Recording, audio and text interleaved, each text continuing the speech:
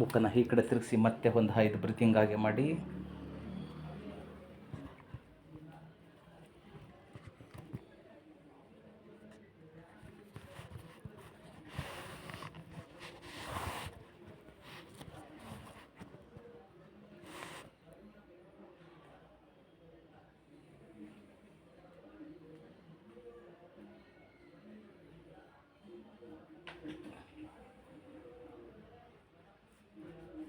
ನಾವು join both the legs, ಎರಡು ಕಾಲುಗಳನ್ನ ಜೋಡಿಸಿ ಮತ್ತೆ ಮಡಿಸ್ತಾ ಹೋಗಿ ಆರಾಮಾಗಿ. ಎರಡು ಕಾಲು ಮಡಿಸಿದಾಗ ಉಸಿರು ಬಿಡಿ, ಹೊಟ್ಟೆ ಸೊಂಟ ಎಲ್ಲ ಫ್ರೀ ಬಿಡಿ. ಕಾಲ ಸ್ಟ್ರೆಚ್ ಮಾಡಿದಾಗ ಉಸಿರು ತಗೊಳ್ಳಿ. 41, ಉಸಿರು ಬಿಡಿ. 42, 43, ಫ್ರೀ ಬಿಡಿ. 44. ಏಜ್ ಎಷ್ಟು ಅಂತ ಹೇಳಿದ್ರಿ ನೀವು? 55. 44, 45, 46, ಉಸಿರು ಬಿಡಿ, ಒತ್ತು ತಗೊಳ್ಳಿ. 47,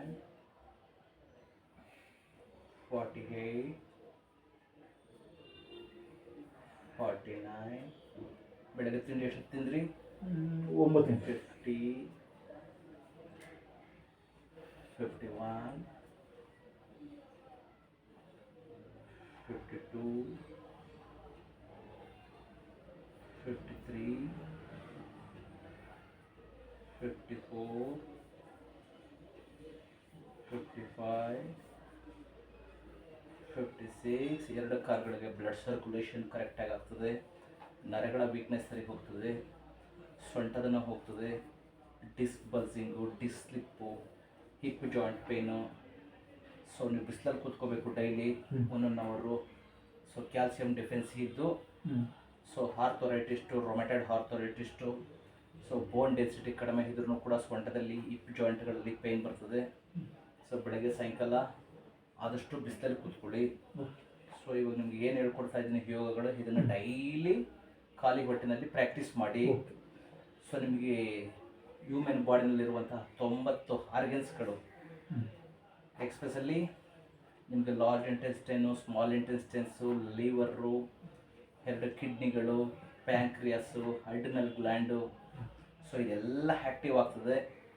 ಸೊ ನಿಮ್ಮ ಬಾಡಿನಲ್ಲೇ ಆಟೋಮೆಟಿಕ್ಕಾಗಿ ಇನ್ಸುಲಿನ್ ಪ್ರೊಡ್ಯೂಸ್ ಮಾಡೋ ಥರ ಮಾಡ್ಕೊಳ್ಳಿ. ನೀವು ಟೆಂಪ್ರವರಿ ರಿಲ್ಯಾಕ್ಸ್, ಟೆಂಪ್ರವರಿ ನೀವು ಆಯುರ್ವೇದನಾದರೂ ತಗೊಳ್ಳಿ, ಅಲೋಪತಿನಾದರೂ ತಗೊಳ್ಳಿ, ಸಿದ್ಧ ಔಷಧನಾದರೂ ತಗೊಳ್ಳಿ, ಅಥವಾ ಹೋಮ್ ರೆಮಿಡಿನಾದರೂ ಮಾಡ್ಕೊಳ್ಳಿ. ಇದು ಏನು ಹೇಳ್ತದೆ ಅಂದರೆ ನಿಮ್ಮ ಬ್ಲಡ್ಡಲ್ಲಿರುವಂತಹ ಗ್ಲೂಕೋಸನ್ನು ಕಡಿಮೆ ಮಾಡ್ತದೆ. ಮತ್ತೆ ನೀವು ಫುಡ್ ತಗೊಂಡಾಗ ಮತ್ತೆ ಗ್ಲೂಕೋಸ್ ಲೆವೆಲ್ ಜಾಸ್ತಿ ಆಗ್ತಾ ಇರ್ತದೆ. ಅದು ಪರ್ಮನೆಂಟ್ ಸೊಲ್ಯೂಷನ್ ಅಲ್ಲ. ನಿಮ್ಮ ಪರ್ಮನೆಂಟ್ ಸೊಲ್ಯೂಷನ್, ಒಬ್ಬ ಡಯಾಬಿಟಿಕ್ ಪೇಷಂಟ್ಗೆ ಪರ್ಮನೆಂಟ್ ಸೊಲ್ಯೂಷನ್ ಏನಪ್ಪ ಅಂದರೆ ನಿಮ್ಮ ಪ್ಯಾಂಕ್ರಿಯಾಸನ್ನು ಆ್ಯಕ್ಟಿವ್ ಮಾಡ್ಕೋಬೇಕು. ಸೊ ನಿಮ್ಮ ಹೈಟು, ನಿಮ್ಮ ವೆಯ್ಟು, ನಿಮ್ಮ ಏಜು, ನೀವು ಏನು ಫುಡ್ ತಗೊತೀರಿ ಅಷ್ಟಕ್ಕೆ ಅದು ಕ್ಯಾಲ್ಕುಲೇಟ್ ಮಾಡಿ. ಏಕೆಂದರೆ ಹ್ಯೂಮನ್ ಬಾಡಿನ ಡಾಕ್ಟರ್. ಸೊ ನಿಮ್ಮ ಆರ್ಗನ್ಸ್ ಏನಿದೆ, ಮೆದೋಜಿರಕ್ಕಾಂಗ, ಇದನ್ನ ನೀವು ಆ್ಯಕ್ಟಿವ್ ಮಾಡಿಕೊಂಡ್ರೆ ನಿಮ್ಮ ಬಾಡಿಗೆ ಎಷ್ಟು ಬೇಕು ಅಷ್ಟನ್ನ ಕ್ಯಾಲ್ಕುಲೇಟ್ ಮಾಡಿ ನಿಮ್ಮ ಬಾಡಿನೇ ಇನ್ಸುಲಿನ್ನ ಪ್ರೊಡ್ಯೂಸ್ ಮಾಡ್ತದೆ, ನಿಮ್ಮ ಪ್ಯಾಂಕ್ರಿಯಾಸ್. ಹೊರಗಡೆಯಿಂದ ನೀವು ಸಪ್ಲಿಮೆಂಟರಿ ಮೆಡಿಸಿನ್ಸ್ ತಗೊಳ್ಳೋದ್ರಿಂದ, ನಾನು ಹೇಳಿಲ್ವ ನಿಮಗೆ, ಗ್ಲೂಕೋಮೈಟ್ 200 1 ಟ್ಯಾಬ್ಲೆಟ್ ತಗೊಳ್ಳೋದ್ರಿಂದ ನಿಮ್ಗೆ 14 ಕಾಯಿಲೆಗಳು ಬರ್ತದೆ. ಆ 14 ಕಾಯಿಲೆಗಳ ಸಿಂಪ್ಟಮ್ಸ್ಗೆ ನೀವು 14 ಡಾಕ್ಟರ್ ನೋಡೋಕೆ ಹೋದ್ರೆ ಸೊ ಅದಕ್ಕೆ ತ್ರಿಬಲ್ ಆಗ್ತದೆ. ಸೊ 46 ಮೆಡಿಸಿನ್ಸ್ ಬರ್ಕೊಡ್ತಾರೆ. ಆ 46 ಮೆಡಿಸಿನ್ಸ್ ತಗೊಂಡ್ರೆ ನಿಮ್ಮ ಆಯಸ್ಸು ಸೊ ಅರ್ಧಕ್ಕರ್ಧ ಹೋಗ್ಬಿಡ್ತೀರಿ ಬೇಗ. ನೀವು ಒಬ್ಬರೇ ಇಲ್ಲ, ಎವ್ರಿ ಒನ್. ಹಾಗಾಗಿ ಮೆಡಿಸಿನ್ಸೇ ಅಲ್ಲ, ನೀವು ಯಾವುದೇ ಮೆಡಿಸಿನ್ಸನ್ನ ಮಾಡಿ, ಮೆಡಿಸಿನ್ಸು ನಿಮ್ಮ ಬ್ಲಡ್ಡಲ್ಲಿರುವಂತಹ ಗ್ಲೂಕೋಸನ್ನ ಕಡಿಮೆ ಮಾಡ್ತದೆ. ಮತ್ತೆ ನೀವೇನಾದರೂ ತಿಂತು ಅಂದರೆ ಮತ್ತೆ ಬ್ಲಡ್ಗೆ ನಾನು ಹೇಳಿದ 45 ಮಿನಿಟ್ಸ್ನಲ್ಲಿ ಜಾಸ್ತಿ ಹಾಗೆ ಆಗ್ತದೆ. ಅಂದರೆ ಅದು ಪರ್ಮನೆಂಟ್ ಸೊಲ್ಯೂಷನ್ ಅಲ್ಲ. ಈ ಏನು ಯೋಗ ಹೇಳ್ಕೊಡ್ತೀನೋ ಇದು ಪರ್ಮನೆಂಟ್ ಸೊಲ್ಯೂಷನ್. ಸೊ ಇವಾಗ ಇದು ಮಾಡಿದ್ರಲ್ಲ, ನಿಮ್ಗೆ ನೀ ಜಾಯಿಂಟ್ಗಳು ಎವ್ರಿ ಡೇ ಪ್ರಾಕ್ಟೀಸ್ ಮಾಡಿದ್ರೆ, ನೀವು ನಿದ್ರೆ ಊಟ ಹೇಗೆ ಮಾಡ್ತಿರೋ ಅದೇ ತರ ಪ್ರಾಕ್ಟೀಸ್ ಅನ್ನು ಮಾಡ್ಕೊಂಡ್ರೆ ಇದು ಗುಡ್ ಹ್ಯಾಬಿಟ್. ಇದನ್ನ ಮಾಡ್ಕೊಂಡ್ರೆ ನಿಮ್ ಲೈಫ್ ಲಾಂಗ್ ನಿಮ್ಮ ಮಂಡಿಗಳಲ್ಲಿ ಮಂಡಿ ಸವಕಳಿ ಬರುದಿಲ್ಲ, ಮಂಡಿ ಸವಿದಿಲ್ಲ. ಸೊಂಟ ನೋವು ಬರೋದಿಲ್ಲ, ಡಿಸ್ಕ್ ಬಸಿಂಗ್ ಬರೋದಿಲ್ಲ, ಡಿಸ್ಲಿಪ್ ಆಗೋದಿಲ್ಲ, ಸಯಾಟಿಕಾ ಪ್ರಾಬ್ಲಮ್ಸ್ ಬರೋದಿಲ್ಲ, ಬೋನ್ ಸ್ಟ್ರಾಂಗ್ ಆಗ್ತದೆ, ನರ್ವಸ್ ಸಿಸ್ಟಮ್ ಸ್ಟ್ರಾಂಗ್ ಆಗ್ತದೆ. ನೀವೇನು ಇವಾಗ ಬರ್ನಿಂಗ್ ಸೆನ್ಸೇಷನ್ನು, ಉರಿ ಮತ್ತೆ ಪೇಯ್ನು, ಸೊ ಈ ಥರ ಪ್ರಾಬ್ಲಮ್ ಆಗ್ತಿದೆ, ಕಾಲಲ್ಲೆಲ್ಲ ಚುಚ್ಚುದಂಗೆ ಆಗ್ತದೆ, ಪೇಯ್ನು, ಉರಿ ಅಂತ ಹೇಳಿದ್ರು, ಇದು ನ್ಯೂರಲಾಜಿಕಲ್ ಡಿಸಾರ್ಡರ್ಸ್. ಇದು ನರಗಳ ವೀಕ್ನೆಸ್, ನರಗಳ ಸಮಸ್ಯೆ. ಯಾಕೆಂದ್ರೆ ನೀವು ಮೆಡಿಸಿನ್ಸ್ ಸೈಡ್ ಎಫೆಕ್ಟ್ ಅದು. ಸೊ ಅದಕ್ಕೆ ಸೊ ನೀವು ರೆಗ್ಯುಲರ್ ಆಗಿ ಸೊ ಬಿಸಿಲಲ್ಲಿ ಕೂತ್ಕೊಳ್ಳುವಂತಹದ್ದು, ಸ್ವಲ್ಪ ಕ್ಯಾಲ್ಸಿಯಂ ಇರುವಂತಹ ಫುಡ್ ತಗೊಳ್ಳೋದು, ಮತ್ತೆ ಸ್ವಲ್ಪ ಈ ಕಹಿದು ಹಾಗಲಕಾಯಿ, ವಾರದಲ್ಲಿ 1-2 ಸಾರಿ 3 ಸಾರಿ ಹಾಗಲಕಾಯಿ ಪಲ್ಯ, ಸೊ ಅದನ್ನ ಮಾಡಿ, ಸೊ ಮತ್ತೆ ಕೊಟ್ಟು ಮೆಡಿಸಿನ್ಸ್ ಕರೆಕ್ಟಾಗಿ ತಗೊಳ್ಳಿ. ಸೊ ಸ್ವೀಟ್ನ ನಾನು ಹೇಳಿದಾಗ ಇನ್ಕ್ಲೂಡ್ ಫ್ರೂಟ್ಸ್ ಇಂದ ಹಿಡಿದು ರೈಸ್, ಎಕ್ಸ್ಪೆಷಲಿ ಗೋಧಿ product, maida product, bakery product, all bakery product, bread, biscuit, maida, oily food, so ಇದನ್ನ ಅವಾಯ್ಡ್ ಮಾಡಿ. ಸೊಪ್ಪುಗಳು ಎಲ್ಲಾ ತರ ಸೊಪ್ಪುಗಳನ್ನು ನಿಮ್ಗೆ ಎಷ್ಟು ಬೇಕು ಅಷ್ಟು ತಿನ್ನಿ. ಒಂದು ತಟ್ಟೆ ತುಂಬ ಬರೀ ಸೊಪ್ಪೆ ಆಗಲಿ. ಕಾಳುಗಳು, ಮೊಳಕೆ ಕಾಳುಗಳು, ಅದರಲ್ಲಿ ರಿಚ್ ಪ್ರೋಟೀನ್ ಇರ್ತದೆ, ಅದನ್ನು ತಿನ್ನಿ. ಸೊ ನಾನ್ ವೆಜ್ ಕಡಿಮೆ ಮಾಡಿ. Very good.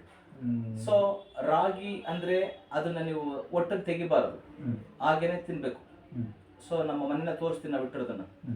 ಗೋಧಿ ಅಂತೂ ಅದು ಚಪಾತಿ, ಪೂರಿ, ಗೋಧಿಯಿಂದ ಮಾಡುವಂತಹ ಯಾವುದೇ ಪ್ರಾಡಕ್ಟ್ ಅನ್ನು ಸಂಪೂರ್ಣ ಸ್ಟಾಪ್ ಮಾಡಬೇಕು. ಓಕೆ.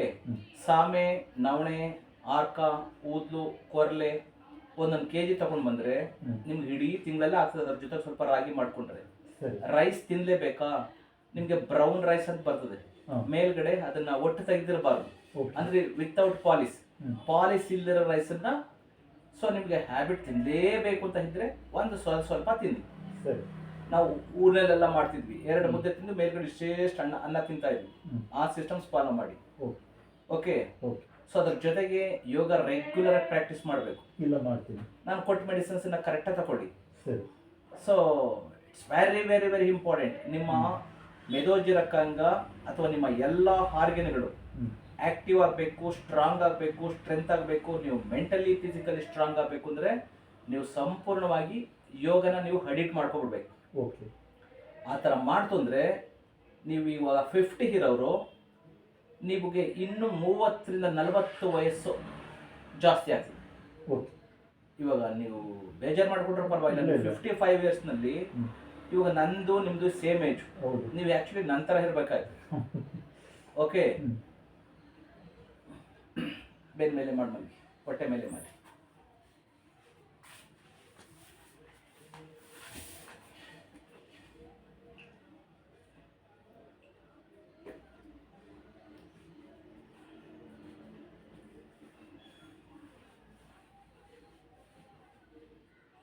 ಕರ್ಬೇವಿನ ಸೊಪ್ಪು ತಿನ್ನಿ, ಐರನ್ ಜಾಸ್ತಿ ಇದೆ. ಕರ್ಬೇವಿನ ಸೊಪ್ಪು ಹಸಿದೆ ತಿಂತೀನಿ, ಬೂದ್ ಕುಂಬಳಕಾಯಿ ತಿಂತೀನಿ, ಅದು ಬೇಯಿಸದೆ ಹಾಗೆ ತಿಂತೀನಿ. ತರಕಾರಿಗಳಲ್ಲಿ carrot, beetroot, so and pumpkin means, ಕುಂಬಳಕಾಯಿ, ಮತ್ತೆ ಸ್ವೀಟ್ ಪೊಟ್ಯಾಟೊ, ಸಿಹಿಗೆಣಸು, ಮತ್ತೆ ಪೊಟ್ಯಾಟೊ, ಆಲೂಗಡ್ಡೆ, ಇದಿಷ್ಟನ್ನು ಅವಾಯ್ಡ್ ಮಾಡಿ. ಸೊ ಫ್ರೂಟ್ಸ್ ಯಾವುದು ತಿನ್ಬೇಡಿ. ಇನ್ನ ನೀವು ರೈಸ್ ತಿನ್ಬೇಕಾ? ಸ್ವಲ್ಪ ಅದು ಕೆಂಪಕ್ಕಿ ಬರ್ತದೆ, ಪಾಲಿಶ್ ಇಲ್ದಿರುವಂತಹ ರೈಸ್, ಅದನ್ನ ತಗೊಳ್ಳಿ. ಸೊ ಹೆವಿ ತಿನ್ಬೇಡಿ, ಲಿಮಿಟಾಗಿ ತಗೊಳ್ಳಿ. ಇನ್ನು ನವಣೆ, ಹಾರ್ಕ, ಊದ್ಲು, ಕೊರ್ಲೆ ಅದೆಲ್ಲ 1 kg ತಗೊಂಡು ಬಂದ್ರೆ ನೀವು ಅದ್ರ ಪಡ್ಡು ಬೇಕಾದ್ರೂ ಮಾಡ್ಕೋಬಹುದು, ದೋಸೆ ಬೇಕಾದ್ರೂ ಮಾಡಿಸ್ಕೋಬಹುದು, ರೈಸ್ ಬೇಕಾದ್ರೂ ಮಾಡ್ಕೋಬಹುದು, ಉಪ್ಪಿಟ್ಟು ಬೇಕಾದ್ರೂ ಮಾಡ್ಕೋಬಹುದು, ಪುಲಾವ್ ಬೇಕಾದ್ರೂ ಮಾಡ್ಕೋಬಹುದು, ಏನು ಬೇಕಾದ್ರೂ ಮಾಡ್ಕೋಬಹುದು. ಸೊ ಅದನ್ನ ಯೂಸ್ ಮಾಡಿ. ಅದ್ರ ಜೊತೆ ಸ್ವಲ್ಪ ರಾಗಿ ಯೂಸ್ ಮಾಡಿ. ಸೊಪ್ಪುಗಳನ್ನ ಜಾಸ್ತಿ ತಿಂತಾ ಬನ್ನಿ. ಸೊ ನಿಮ್ಗೆ ಇಷ್ಟು ದಪ್ಪ ಮುದ್ದೆ ಇದೆ ಅಂದ್ರೆ ಇಷ್ಟು ಸೊಪ್ಪಿರ್ಬೇಕು, ಅದಕ್ಕೆ ಡಬ್ಬಲ್ ಸೊಪ್ಪಿರ್ಬೇಕು, ಸಾಕು ಒಂದು ಟೈಮ್. ಇಲ್ಲ, ನಾನು ಮದುವೆಗೆ ಮುಂಚೆ ನನಗೆ ಈ ಪಲ್ಯ ಅನ್ನನ ಪಲ್ಯದಲ್ಲ ಮಿಕ್ಸ್ ಮಾಡ್ಕೊಂಡು ತಿಂತಾ ಇದ್ದೆ, ಸಾರು ಉಪಯೋಗಿಸ್ತಾ ಇರ್ಲಿಲ್ಲ. ಈಗ ಅವಳು ಬಿಸಿ, ಇಲ್ಲಿ ಮನೇಲಿ ಮಕ್ಕಳು ಅವರ ರೆಡಿ ಆಗಿದ್ರಿಂದ ಪಲ್ಯ ಆಗಿಲ್ಲ, ಏನು ಮಾಡಲ್ಲ. ಇಲ್ಲಾಂದ್ರೆ ನಂಗೆ ಊಟಕ್ಕೆ ಯಾವಾಗ್ಲೂ ಪಲ್ಯ ಇರ್ಲೇಬೇಕು. ಅದು ಪಲ್ಯ ನಮ್ಮ ಬಾಡಿಗೆ ನಾವು ಪ್ರಿಫರೆನ್ಸ್ ಕೊಡೋದಿಲ್ಲ, ಟೈಮ್ ಕೊಡೋದಿಲ್ಲ ಅಂದ್ರೆ ಇನ್ಯಾರು ಕೊಡೋಕ್ಕಾಗ್ತದೆ? ನಾವು ನಾವೇ ಇಲ್ಲ ಅಂದ್ರೆ ಪ್ರಯೋಜನ ಏನು? ಸೊಪ್ಪಿನ ಪಲ್ಯ ಮತ್ತೆ ಎಲ್ಲ ತರಕಾರಿ ಪಲ್ಯ. ಒಂದ್ಸಾರಿ ಈ ಸೇವಾ ಕ್ಷೇತ್ರವೋ ಅಥವಾ ದೊಡ್ಡ ದೊಡ್ಡ ಹಾಸ್ಪಿಟಲ್ಗಳಿಗೆ ಹೋಗಿ ಡಯಾಗ್ನಾಸ್ಟಿಕ್ ಮಾಡ್ತಾರಲ್ಲ ಸೆಂಟರ್ಗಳು, ಹಾ. ಅಲ್ಲಿ ಹೊರಗಡೆ ಚೇರ್ಗಳು ಹಾಕಿರ್ತಾರೆ. ಹ್ಮ್. 1 hour ಕುಂತ್ಕೊಳ್ಳಿ, ಹ್ಮ್. ನಿಮಗೆ ನರಕ ಎಲ್ಲಿದೆ ಅಂತ ಗೊತ್ತಾಗ್ತದೆ. ಇಲ್ಲ, ನಾನು ಆಕ್ಚುಲಿ ಈ ನಿಮಾನ್ಸು ಹ್ಮ್ ಮತ್ತೆ ಕಿದ್ವಾಯಿ ಹ್ಮ್. ಸುಮಾರು ಪೇಷಂಟ್ಗಳನ್ನ ಅವ್ರಿಗೇನು ಅನುಕೂಲ ಇಲ್ದಿದ್ದಾಗ ಹ್ಮ್. ನಾನೇ ಕರ್ಕೊಂಡೋಗಿ ಅವ್ರನ್ನೆಲ್ಲ ಅಡ್ಮಿಟ್ ಮಾಡಿ ಹ್ಮ್ ಇದೆಲ್ಲ ಮಾಡ್ತಾ ಇದ್ದೆ. ನಾನು ನೋಡಿದ್ದೀನಿ ಅದು Okay. ಅದು ಭಯಂಕರವಾದ ನರಕ. ಹೌದು, ಹೌದು. ಕಿದ್ವಾಯಿ ಅಂತೂ ನರಕ ಎಲ್ಲೂ ಇಲ್ಲ, ಎಲ್ಲಾ ನರಕನೂ ಇಲ್ಲೇ ಇದೆ. ಕಿದ್ವಾಯಿ ಅಂತೂ ಕಣ್ಣಲ್ಲಿ ರಕ್ತ Number one. ಬರೋದು ಬಾಕಿ. ಆರೋಗ್ಯ ಚೆನ್ನಾಗಿಲ್ಲದೆ ಇದ್ರೆ ನರಕ, ಹ್ಮ್. ಒಳ್ಳೆ ಹೆಂಡತಿ ಮಕ್ಕಳ ಸಿಗದೆ ಇದ್ರೆ ನರಕ, ನಿಮ್ಮ ಎನ್ವಿರಾನ್ಮೆಂಟ್ ಚೆನ್ನಾಗಿಲ್ಲ, ನಿಮ್ ಸುತ್ತಮುತ್ತ ಇರೋ ಜನಗಳು ಸರಿ ಇಲ್ಲ ಅಂದ್ರೆ ನರಕ. ಹೌದು. ಸೊ ಬದುಕಕ್ಕೆ ಏನು ಇಲ್ಲ ಅಂದ್ರೂ ನರಕ. ಇಲ್ಲ, ಸುತ್ತಮುತ್ತ ಇದ್ದವರೆಲ್ಲ ಏನೇನ್ ಬೇಕೋ ಎಲ್ಲ ಕಿತ್ಕೊಂಡು ಹೊಟ್ಟೋದ್ರು. ಹ್ಮ್. ಈಗ ನಾನು ಬದುಕ್ಬೇಕಷ್ಟೇ. ಅದೇ ಅವ್ರಿಗೆ ಏನೇನ್ ಬೇಕು ಎಲ್ಲ ತುಂಬಾ ಚೆನ್ನಾಗಿ ತಗೊಂಡು ಹೊಟ್ಟೋದ್ರು. ಇಟ್ಕೊಂಡು ಹೊಂಟೋದ್ರು ಅಂದ್ರೆ ಸೊ ಅದು ನಂದಲ್ಲ ಅಂತ ಅನ್ಕೊಂಡ್ಬಿಡಿ.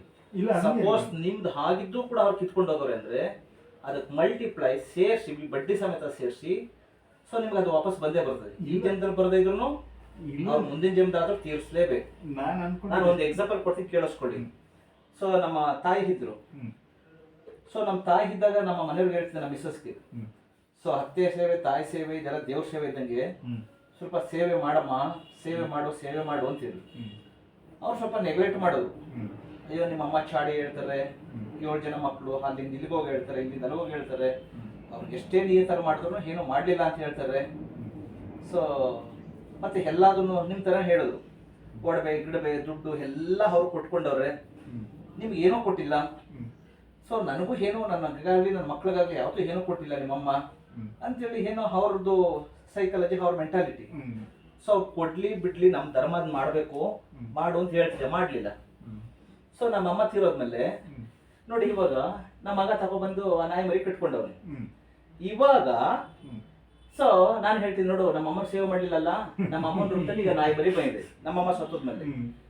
ಇವಾಗ ಅದ್ರದ್ದು ರೀಸರ್ಚ್ ಮಾಡಿದ್ರು ಕ್ಲೀನ್ ಮಾಡ್ಬೇಕು, ತೊಳಿಬೇಕು, ಅದನ್ನ ಒಳಗಡೆ ನೈಟ್ ಕಟ್ಟಾಗ ಇಲ್ಲೆಲ್ಲ ಟಾಯ್ಲೆಟ್ ಮಾಡ್ಬಿಟ್ಟಿರ್ತದೆ, ಅದನ್ನ ಎತ್ತಾಕ್ಬೇಕು, ಅದಕ್ಕೆ ನೀರು ಹಾಕ್ಬೇಕು, ಅದಕ್ಕೆ ಸ್ನಾನ ಮಾಡಿಸ್ಬೇಕು. ಸೊ ಅದ್ರದ್ದು ಸರ್ವಿಸ್ ಮಾಡ್ಬೇಕು. ಖಂಡಿತ ನಮ್ಮ ಅಮ್ಮಂದು ನೀನು ಸೇವೆ ಮಾಡಿದಿದ್ರೆ ನಿನಗೆ ತಾಯಿ ಸೇವೆ ಅತ್ತೆ ಸೇವೆ ಎರಡೂ ಒಂದೇ. ನಿನಗೆ ಇವತ್ತು ಈ ಸಮಸ್ಯೆ ಬರ್ತಿರಲಿಲ್ಲ. ನಾಯಿದನ್ನ ಟಾಯ್ಲೆಟ್ ಎತ್ಕೊಂಡು ಅದ್ರದ್ದು ರಿಸರ್ಚ್ ಕ್ಲೀನ್ ಮಾಡ್ಕೊಂಡು ಅದಕ್ಕೆ ಅನ್ನ ಹಾಕೊಂಡು ಅದಕ್ಕೆ ನೀರು ಇಟ್ಕೊಂಡು ಅದನ್ನ ವಾಕು ಕರ್ಕೊಂಡು ಹಣೆ ಬರ ಬರ್ತಿರ್ಲಿಲ್ಲ. ಆ ಋಣ ನೀನ್ ಬಾಕಿ ಉಳಿಸ್ಕೊಂಡಿದ್ದಿ, ಅದಕ್ಕೆ ನಮ್ಮ ತಾಯಿ ರೂಪದಲ್ಲಿ ಅದು ಬಂದಿದೆ. ಈಗ ಮಾಡೋದ್ ನಾಯ್ದ ಅಂತ ಹೇಳ್ತಾ ಇರ್ತೀನಿ. ಇಲ್ಲ, ಅದ್ರದ್ದು ಬಿಹೇವಿಯರ್ಸು ಆಟಿಟ್ಯೂಡ್ ಎಲ್ಲ ಸೇಮ್ ನಿಮ್ಮ ಅಮ್ಮನ ತರ ಇದೆ ರೀ ಅಂತ ಹೇಳ್ತಾರೆ ನಮ್ಮ ಮನೆಯವರು. ಇಲ್ಲ, ಅದು ಸತ್ಯ. ಹೌದು, ಹೇಳ್ದೆ ನಾನು ಅವಾಗ್ಲೇನೆ, ಮಾಡು ಪುಣ್ಯ ಬರ್ತದೆ. ಸರಿ, ಪುಣ್ಯ ನೀನು ಬ್ಯಾಲೆನ್ಸ್ ಉಳಿಸ್ಕೊಂಡಿದೀಯಾ, ಅದು ಬ್ಯಾಲೆನ್ಸ್ ನೀನು ತೀರ್ಸ್ಲೇಬೇಕು. ನೋಡಿ ಇವಾಗ ಆ ನಾಯಿದನ್ನ ಮಾಡ್ಬೇಕಾಗಿ ಬಂದು, ಯಾಕೆಂದ್ರೆ ನನಗೆ ನಾಯಿ ಬೇಕು ಅಂದ್ರೆ ನನಗೆ ಅಲರ್ಜಿ. ಎಷ್ಟು ಹೇಳಿದ್ರು ಕೇಳದೆ ನಮ್ಮ ಮಗ ತಗೊಂಡ್ ಬಂದು ಅದನ್ನ ಹಿಟ್ಬಿಟ್ಟವನೆ. ಸೊ ಅದೊಂದು 6 months 7 months ಹೆಚ್ಚು ಕಡಿಮೆ 7-8 months ಆಯ್ತಾ ಬಂತು. ಅವಾಗಿಂದ ನಾನು ಅದನ್ನ ಇದು ಮಾಡೋದೇ ಇಲ್ಲ. ಅವ್ರು ಇಲ್ದಿರೋ ಏನಾದ್ರು ಫುಡ್ ಗಿಡ ಹಾಕ್ತೀನಿ, ಮಿಕ್ಕಿ ಟೈಮ್ ಎಲ್ಲ ನಾನು ಮಿಸ್ಸಸ್ಸೇ ಮಾಡ್ಬೇಕೀಗ. ಮಗ ಅಂತ ತಂದು ಇಟ್ಬಿಟ್ಟು ಹೋಗೋಣ, ಅಷ್ಟು ಬಿಟ್ಬಿಟ್ಟು ಮಾಡೋದಿಲ್ಲ, ಅವನು ಮಾಡೋದಿಲ್ಲ. ಇದನ್ನ ಹೇಳೋದು ನಮ್ಗೇನಾಯ್ತು, ಒಬ್ಬ ಮನುಷ್ಯನಿಗೆ ಮುಕ್ತಿ ಸಿಗಬೇಕು ಅಂದ್ರೆ ಅವನು ಋಣ ಮುಕ್ತನಾಗ್ಬೇಕು. ಇಲ್ಲಿ ಎಲ್ಲಾ ಋಣಗಳಿಂದ ಮುಕ್ತನಾದ್ರೆ ಮಾತ್ರ ಮುಕ್ತಿ. ಅದಂತೂ ಸತ್ಯ. ನಾನು ಚಿಕ್ಕದ್ರೆ ನಮ್ಮಮ್ಮ ಎಕ್ಸ್ಪರ್ಟ್ ಆಗೋದು. ಅಂದ್ರೆ ನಾವು ನಮ್ಮ ಮನೆನ ಸೇಲ್ ಮಾಡಕ್ ಇಟ್ಟಿದ್ವಿ. ಯಾರು ಮನೆ ತಗೊಳ್ತಾ ಇದ್ದ ಬರೀ ಒಂದು 20,000 ಕೊಟ್ಬಿಟ್ಟು ಮನೆ ಬೀಗಕ್ಕಿ ಅದು ಇದು ತಗೊಂಡು ಇದ್ ಮಾಡಕ್ ಟ್ರೈ ಮಾಡ್ದ. ಅವಾಗ ಕೊಟ್ಟಿಲ್ಲ ನಮ್ಮಪ್ಪ ಡ್ಯೂಟಿಗೆ ಹೋದಾಗ ಮನೆ ಹತ್ರ ಬಂದು ಜಗಳ ಮಾಡ್ಬಿಟ್ಟಿದ್ದಾನೆ. ನಮ್ಮ ತಾಯಿಗೆ ಅದು ಇವಾಗ ನಾನು ಅಷ್ಟೇ, ಪೇಷಂಟ್ಗಳು ಯಾವುದೇ ನೀವು ಬ್ಯಾಂಗ್ಳೂರಲ್ಲಿ ಯಾವುದೇ ಡಾಕ್ಟರ್ಸ್ ಆಗಲಿ ಈ ತರ ಯಾರು ಮಾಡ್ತಾ ಕುಂತ್ಕೊಳ್ಳೋದಿಲ್ಲ. ನಿಮ್ಮ ಬಟ್ಟೆ ಬಿಚ್ಚಾಕ್ಬಿಟ್ಟು ಅವ್ರು ಮಸಾಜ್ ಮಾಡ್ಕೊಂಡು ಟಚ್ ಮಾಡೋದಿಲ್ಲ ಪೇಷಂಟ್ಗಳನ್ನ. ಇಲ್ಲ, ನಾನು ಪೇಷಂಟ್ಗಳನ್ನ ದೇವ್ರ ಸೇವೆ ಅಂತ ಮಾಡ್ತೀನಿ ಹೊರತು ನಾನೇನು ದುಡ್ಡಿಗೆ ಅಂತ ಏನು ಮಾಡೋದಿಲ್ಲ. ಇಲ್ಲ, ಇದು ನಾನು ನಿಮ್ಗೆ ನಿನ್ನೆ ಏನು ಹೇಳಿದೆ, ನನಗೆ ಭಗವಂತ ನಿಮ್ಮನ್ನು ತೋರಿಸಿರೋದೇ ಒಂದು ಅದೃಷ್ಟ. ಅದನ್ನ ಕಾಪಾಡ್ಕೋಬೇಕು. ಆ ಸೇವೆನ ಇದು ಮಾಡಬೇಕು. ನಾವು ಚಿಕ್ಕದ್ರಲ್ಲೇ ತಾಯಿ ಕಳ್ಕೊಂಡಿದ್ದರಿಂದ ಏನಾಯ್ತು, ನಮಗೆ ಯಾರು ನಮ್ಮ ತಂದೆ ಇನ್ನೊಂದು ಮದುವೆ ಆದ್ರು, ನಮ್ಮ ಚಿಕ್ಕಮ್ಮ ನಮ್ಮನ್ನು ನೋಡೋದಷ್ಟೆಲ್ಲ ಇತ್ತು. SLC ಆಗಿದ ತಕ್ಷಣ ಮನೆ ಬಿಟ್ಟು ಬಂದ್ವಿ. ಬೇರೆಯವ್ರ ಮನೆಯಲ್ಲಿ ಪಾತ್ರೆ ತೊಳೆದು ಮುಸ್ರ ತಿಕ್ಕಿ ಜೀವನ ನಾವು ಕೆಲಸ ಕಲ್ತ್ಕೊಂಡು ನಮ್ ಕಾಲ ಮೇಲೆ ನಾವು ನಿಂತ್ವಿ. ಸರಿ, ನಮ್ ಕಾಲ ಮೇಲೆ ನಿಂತ್ವಿ. ನಮ್ ತಂದೆಗೆ ಒಂದು ಊಟ ಹಾಕಕ್ಕೆ ಫ್ರೀ ಬಿಡಿ ಹಾ ಆಗ್ಲಿಲ್ಲ. ಹ್ಮ್ ನಮ್ ಮದ್ವೆ ಆಗದೆ ನಮ್ ತಂದೆ ಎಕ್ಸ್ಪೈರ್ಡ್ ಆಗೋದು. ನನ್ ಮಗ ಪ್ರೆಗ್ನೆನ್ಸಿಲಿ ನಮ್ ತಂದೆ ಎಕ್ಸ್ಪೈರ್ಡ್ ಆಗೋದು. ಅದನ್ನು ಹೆತ್ತ ಅಪ್ಪ ಅಮ್ಮಂಗೆ ಊಟ ಹಾಕಕ್ಕಾಗಿಲ್ವಲ್ಲ. ಹಾ ಹಾ ಇವಾಗ ನನಗೂ ಅಷ್ಟೇ, ನನ್ನ ತಂದೆಗೆ ನಮ್ಮ ತಾಯಿಗೆ ನಾನು ಎಷ್ಟು ಸಾಧ್ಯ ಅಷ್ಟು ಮಾಡಿದ್ದೀನಿ. ಆದ್ರೂ ನನಗೆ ಇನ್ನೂ ಸ್ಯಾಟಿಸ್ಫ್ಯಾಕ್ಷನ್ ಆಗಿಲ್ಲ. ನಮ್ ಚಿಕ್ಕಮ್ಮನ ನಮ್ ತಾಯಿ ರೀತಿಲಿ ಎಲ್ಲರೂ ಹೇಳಿದ್ರು, ಹ್ಮ್. ನಿಮ್ ಚಿಕ್ಕಮ್ಮ ಸರಿ ಇಲ್ಲ, ಅದಿಲ್ಲ ಇದಿಲ್ಲ, ಬೇಡ ಬಿಡು, ತಾಯಿಯಾಗಿ ಬಂದಿದ್ದಾಳೆ, ಅವ್ಳಿಗೆ ಏನ್ ಬೇಕೆಲ್ಲ ಮಾಡ್ಕೊಳ್ಳಿ ಅಂತ. ಪೆನ್ಷನ್ ನಮ್ ತಂದೆ 25,000 ರೂಪಾಯಿ ಬರುತ್ತೆ. ರಿಲ್ಯಾಕ್ಸ್, ಫ್ರೀ ಮಾಡಿ ಜಾಯಿಂಟ್ ಫ್ರೀ ಮಾಡಿ. 25,000 ಪೆನ್ಷನ್ ಬರುತ್ತೆ. ಒಂದ್ ಮನೆ ಬಾಡಿಗೆ ಬರುತ್ತೆ. ಒಂದ್ ಮನೆ ಚಿಕ್ಕ ತಮ್ಮಂಗ್ ಕೊಟ್ಟಿದ್ದಾರೆ. ಒಂದ್ ಮನೆಯಲ್ಲಿ ದೊಡ್ಡ ಮನೆಯಲ್ಲಿ ಅವ್ರಿದ್ದಾರೆ. ಇಷ್ಟಿದ್ದು ಅವ್ರಿಗೆ ನಮ್ಮ ಮೇಲೆ ಯಾವುದೇ ಒಂದಿದು ಇದಿಲ್ಲ. ಬೇಡ, ನಾವು ಅದಕ್ಕೆ ನಮ್ ಕೈಯಿಂದ ಏನಾಗಬೇಕು ಅದೆಲ್ಲ ಮಾಡ್ಕೊಟ್ಟಿದ್ದೀವಿ. ಬಿಕ್ಕಿದ ಅವ್ರು ಉಳಿಸ್ಕೊಳ್ಳೋದು ಬಿಡೋದು ಅವ್ರು ಸೇರಿದ್ದು ಅಷ್ಟೇ. That's all. ಚಿಕ್ಕ ತಮ್ಮ ಕೆಳಗಡೆ ಇದ್ದಾನೆ, ಅವನು ಒಂದ್ ಗ್ಲಾಸ್ ನೀರ್ ಕೊಡೋಲ್ಲ ನಮ್ ಚಿಕ್ಕಮ್ಮ. ಮೇಲ್ಗಡೆ ಇವ್ರು ಇದಾರೆ, ಕೆಳಗಡೆ ದೊಡ್ಡ ಮನೆ ಅದು.